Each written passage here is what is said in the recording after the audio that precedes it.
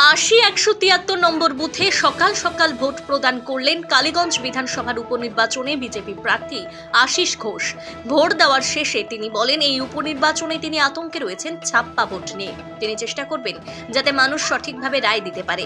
পাশাপাশি তিনি বলেন, ২-১টি বুথে তাদের এজেন্ট ঢুকতে দেওয়া হচ্ছে না। অভিযোগের তীর তৃণমূলের বিরুদ্ধে। অন্যদিকে তিনি উপনির্বাচনের জয়ের ব্যাপারে এখনও ১০০% আশাবাদী।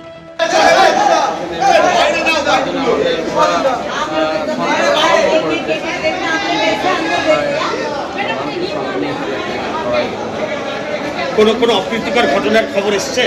হ্যাঁ, মিরাতে খবর ওরা বিরোধী এজেন্ট ভোট দেয়নি, ওটা আমি আজকে সারাদিনে আপনার প্রোগ্রাম কি আছে?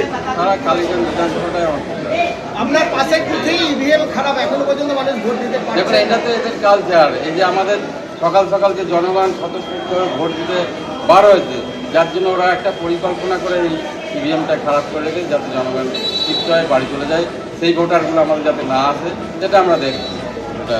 এখন কোথায় যাবে? যেভাবে মানুষের দেখা যাচ্ছে যে অন্যান্য সময় যে ভিড় জন্মে বুথগুলিতে, মানুষের আগ্রহ থাকে, এক্ষেত্রে কেন উপনির্বাচনে মানুষের ভোট সংখ্যা কম বিলুপ্ত করা যাচ্ছে এখনো পর্যন্ত? দেখুন, আজকে তো দুটো একটু ইয়ে হবেই, কিন্তু নির্বাচনে এরা তো ভোটটাই মানুষের যে গণতান্ত্রিক অধিকার সেটাকে প্রয়োগ করতে যান, যার জন্য মানুষ বাড়ি থেকে বার হয় কম, কিন্তু এবার অন্যরকম। ছাপ্পা ভোট লুট এরকম কোনো আশঙ্কা করছেন? অবশ্যই, এদের সেইটাই কালচার। Thank you.